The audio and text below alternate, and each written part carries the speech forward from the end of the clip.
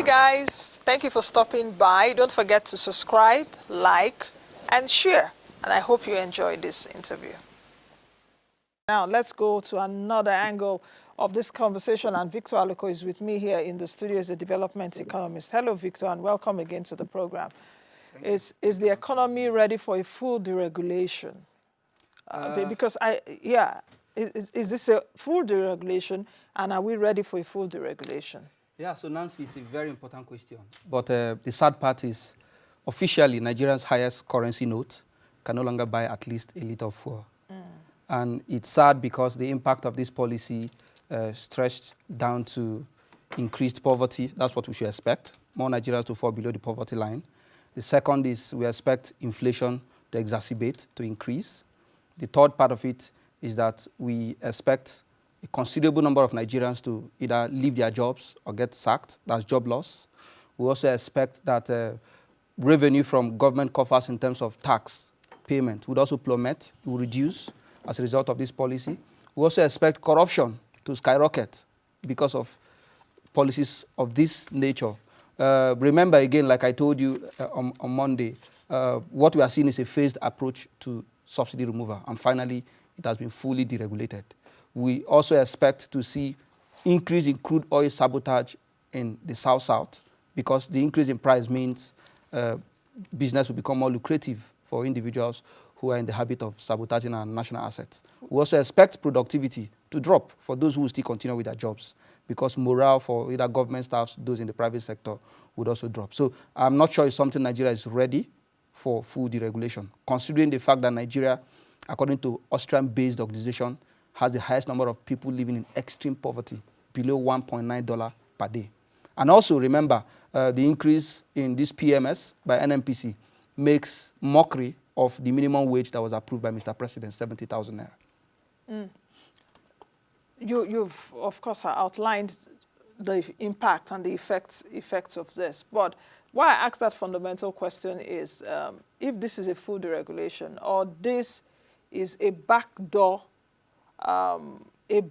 way from the NMPC to be able to recoup some of its money that it owes. You remember, because we need to trail this, you know. You remember it's owing about 6.8 billion US dollars to its suppliers. So is this a backdoor way to be able to recoup that? Because if you're saying full deregulation, there are also components of that full deregulation which we should see. I hope you understand what I'm saying here. Yeah. Yes, so ideally, when Mr. President announced that fuel subsidy is gone, we expected that it was full deregulation. But like I said, what we have seen is a phased approach. But the worry is that, Nancy, the biggest worry is that there is no honesty in communication. So I cannot sit emphatically to tell you whether it's full deregulation or not. There is no clear communication, honest communication line from the part of the government or from the part of NMPC to Nigerians. And that's part of where the problem is coming from. But my worry is NMPC's decision to either remove themselves as the middleman to allow marketers to buy directly from NMPC has a lot of impact. But remember, the price of PMS is determined by certain factors. Which landing cost and coal were part of. Yes. Now Dangote refinery is in the fray. We are not supposed to have that. Ideally. Ideally. But the worry is, so it's determined by certain factors. Number one is the interplay between forces of demand and supply. It means the higher the demand in the market, perhaps if supply is commensurate, you expect price to either be at a certain level. If demand is higher than supply, it means prices will go up. If supply is higher than demand, it means prices will drop. But remember, there are issues around smuggling in our borders.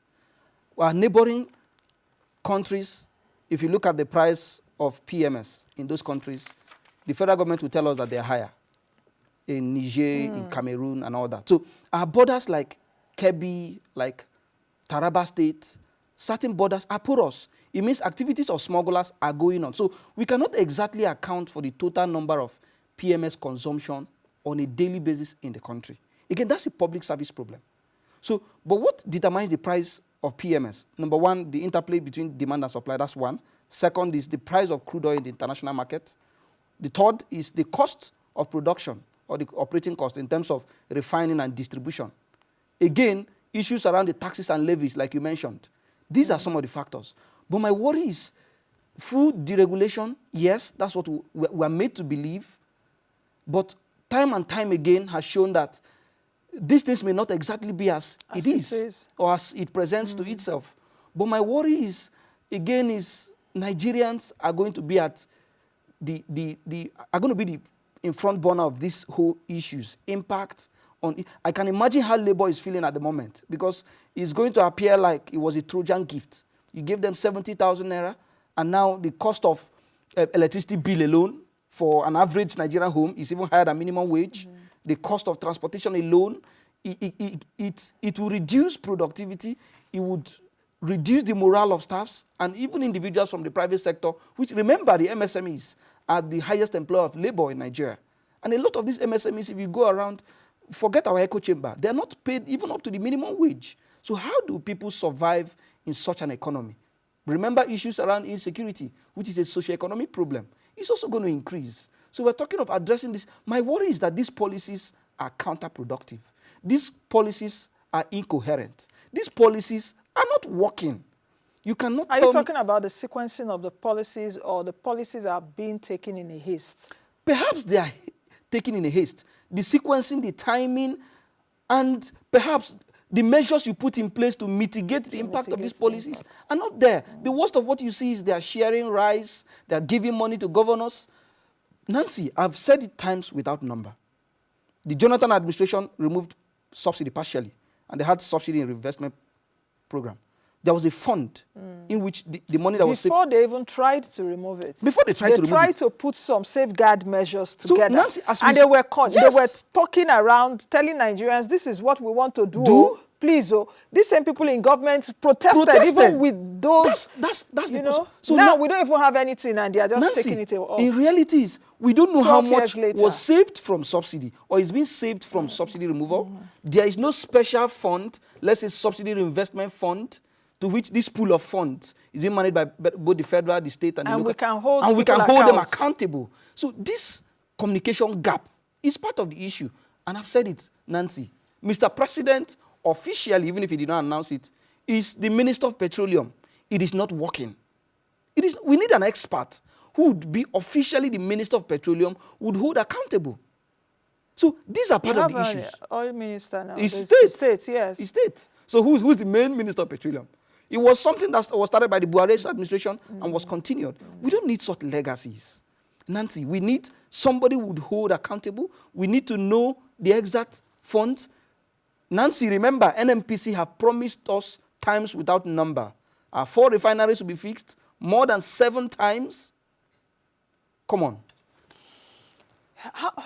You know, it's really a very difficult one to chew, in as much as wherever you want to look at it, because we're all Nigerians, and 133 million Nigerians are multidimensionally poor. That was the last count. I know that perhaps by the time they do the count from 2022, that was done till now, perhaps many of us would have even fallen into poverty. More Nigerians would have fallen into the poverty line. How do you now expect this to be addressed? Labour, for example, is saying reverse this policy. You mentioned earlier, which is something that's very, very important, that Nigeria's highest note cannot buy a litre of fuel. That is also talking about inflation, serious inflation, whereby your highest note cannot buy a litre of fuel. Our highest note cannot even buy some things before, cannot buy you a loaf of bread. You know, it can't even buy you 1 mudu of rice. So we're seeing that our highest note cannot buy us basic amenities, the lowest measurement of basic commodities. What does that say for Naira management? So Nancy, let me be honest with you. You see, if you're currently on the minimum wage of 70,000, if you do the maths, you're extremely poor. If you earn 70,000 naira, if you divide it by 30 days, it's about 2,300. And remember, for you to be below considered poor, you must be living below $1.9. And $1.9 is about 3,100. So that means you must be earning at least 95,000 as minimum wage for you to be considered slightly above the poverty benchmark. Nancy, what we expect is that Mr. President should honorably resign as the Minister of Petroleum and get somebody to manage the affairs of the petroleum. Because Will it make any difference? Yes, it will. Because he would, that person would implement the vision of Mr. President. Nancy, and the vision of Mr. President is take off subsidy. Nancy, let me tell you something, to be candid with you. There was a particular president in Nigeria that was believed in Nigeria that the newspapers he reads every day is different from the newspapers the average Nigerian reads. At this point, yes, perhaps, you know who I'm talking of. At this point in time, I want to believe that Mr. President don't understand the impact of what Nigerians are facing. Nancy, look at extreme poverty. Nigeria has the highest number globally. Look at issues around out-of-school children. Look at issues around infant mortality for kids within the ages of 0 to 5. Nigeria is the highest in the world. Out-of-school children, Nigeria is the highest. Issues around access to electricity, Nigeria is the highest. Issues around housing, Nigeria has the highest. And such a country, you say no subsidy? It is funny. Look at our colleagues in terms of poverty. Countries like India, countries like Bangladesh. They are one form of subsidy or the other for their citizens. But why is it like economists such as you and your other colleagues were part of the people that were canvassing many years ago? Take off the subsidy. It doesn't, Nancy, it does not help us. It's for the rich. It's not even the rich that can afford the fuel. After this show, I wrote an article on Business Day on the 5th of June 2023, specifically. And I said Nigeria was not ready for subsidy removal. That's my argument. Several persons called us on printable names. But the solution is Mr. President first should resign as the Minister of Petroleum and appoint somebody that is competent to handle it. That's one.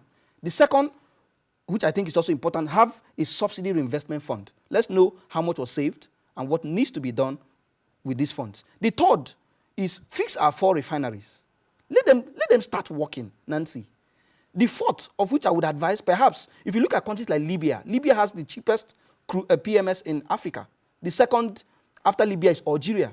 These countries, part of what they do is they sell crude in their local currencies and they sell it below the market rate. So they subsidize, like the Naira to Naira swap with Dangote, sell it at slightly lower rate, Naira for crude. Sell it at slightly lower rate to Dangote. So this crude oil PMS at the end of the day will be slightly cheaper for Nigerians. I see no reason we shouldn't be selling between 450 to 500. That's the fair price.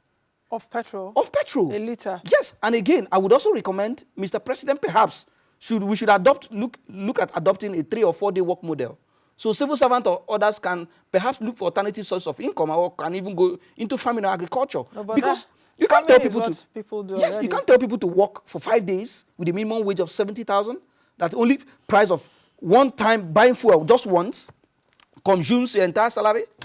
Come on, Nancy. We can't continue to make headway. But I always say politicians should please manifest their manifestos. You give us humongous promises during elections. Manifest those manifestos. It's as simple as that. Okay. I think we will leave it at that. You said, come on, Nancy. I think the come on should go to Mr. President. Come on, Mr. President. Come on, Mr. President. Nigerians are surprised. And I think he's away on vacation. He's not back yet. So anyway, let's quickly take another break. And when we thank you very much, Victor, for coming. Victor Alikor is a development economist, and you know, we've been talking about the latest issue. Thank you for watching. In case this is your first time watching us, thank you. Don't forget to subscribe to our YouTube channel, drop your comments as well as like, and most of all, share our content.